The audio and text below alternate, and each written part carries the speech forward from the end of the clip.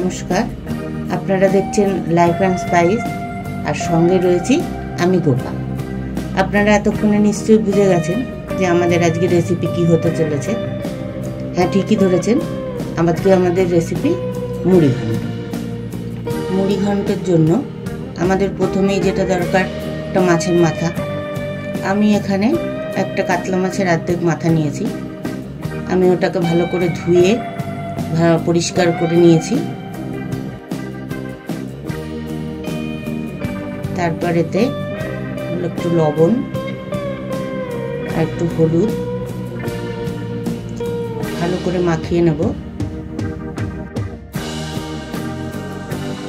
এবার লবণ হলুদ মাখিয়ে এটা রেখে দেবো কিছুক্ষণের জন্য। তারপর আমরা একটা মাঝারি সাইজের টমেটো, একটা ছোট আলু, 4 টুকরো আদা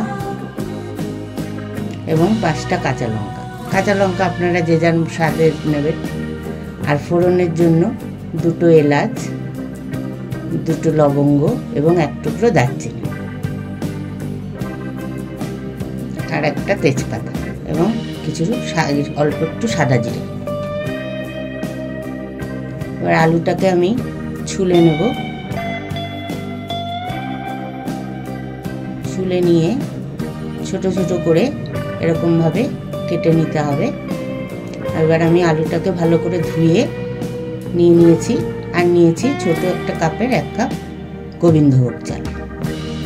এবার আমরা যে কাঁচা লঙ্কা, আদা এগুলো নিয়েছি, এগুলো মিক্সিতে করে আমরা একটা ফাইন পেস্ট করে নেব। টমেটোটা দিয়ে দেবো। এবার তার মধ্যে দেব বেসিক যে মশলাগুলো, জিরের গুঁড়ো, ধনের গুঁড়ো, একটুখানি গোলমরিচের গুঁড়ো,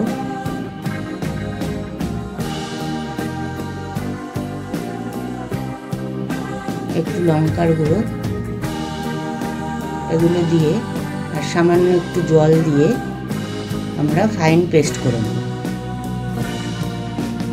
আপনারা বলতে পারেন যে গুঁড়ো আবার পেস্ট করার কি আছে, কিন্তু গুঁড়োটা যদি আমরা দিই খুব ভালো মিহি হয়। এবার রান্নায় ফিরে আসা যাক। আমরা গ্যাসে কড়াটা বসিয়ে দিলাম আর কড়াতে একটু সাদা তেল, এই 2 চামচের মতো সাদা তেল দিয়ে মাছের মাথাটাকে খুব সুন্দর করে লাল করে ভাজতে হবে।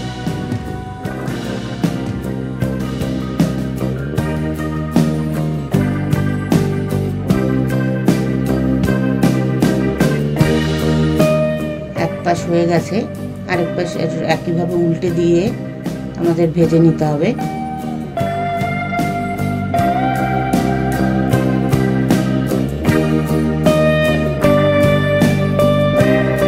মাছের মাথাটা ভালো করে লাল করে কড়া করে ভাজতে হবে, নাহলে মাছের যে একটা আঁশটে গন্ধ থাকে সেটা থেকে যাবে। এবার মাছের মাথাটা ভাজা হয়ে গেছে, আমরা তুলে নেব।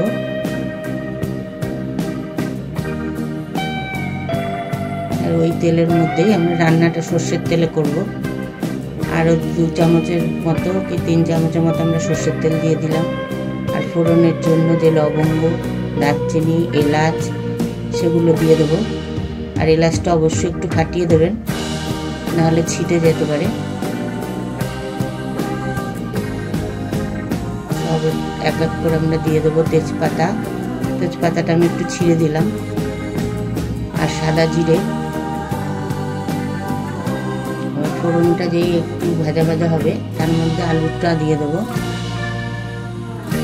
এবার আলুটাকে একটু লাল করে ভেজে নিতে হবে।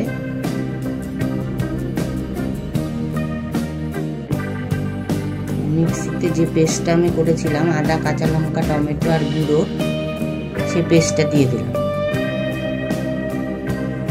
ওই মিক্সিতেই অল্প একটু জল দিয়ে ওই মশলার মধ্যে দিয়ে দিলাম।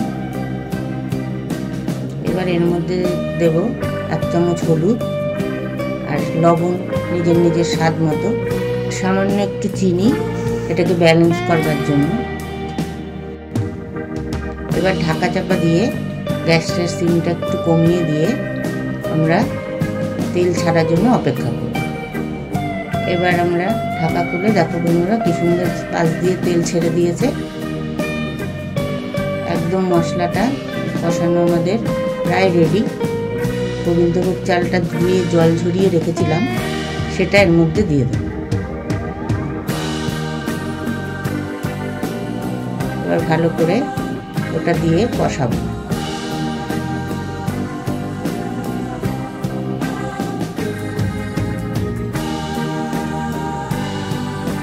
এবার এর মধ্যে ভেজে রাখা মাছের মাথাটাও দিয়ে দেব। এবার দিয়ে আমরা নাড়তে থাকবো।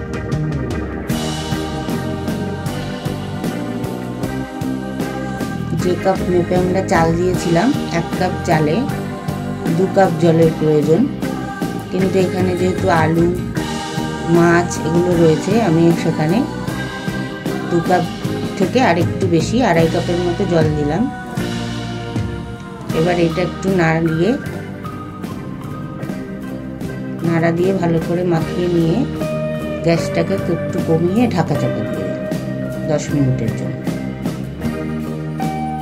এবার আমরা ঢাকাটা খুলে দেখি কি পর্যায়ে রইল। আমাদের প্রায় হয়ে এসছে, কিন্তু জলটাকে আমাদের আরেকটু টানাতে হবে। আলুটাও আমাদের ভালোই সেদ্ধ হয়ে গেছে।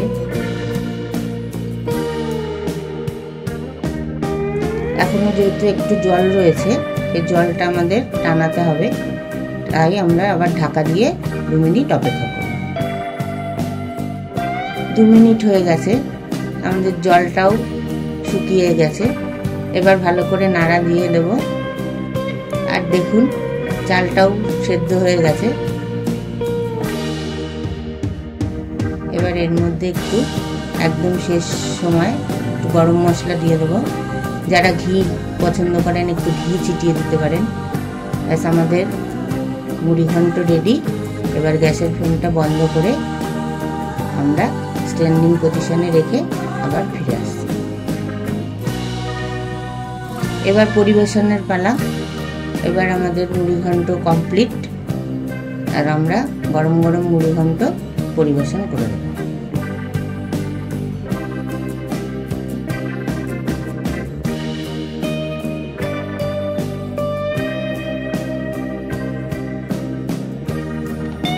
চাইলে একটু শসা দিয়ে সাজিয়ে দিতে পারেন। বন্ধুরা, রেসিপিটা একদিন বাড়িতে বানান এবং বানিয়ে কেমন হলো নিশ্চয়ই আমাকে লিখে জানাতে ভুলবেন না। তাহলে দেখা হচ্ছে আমার পরের রেসিপি।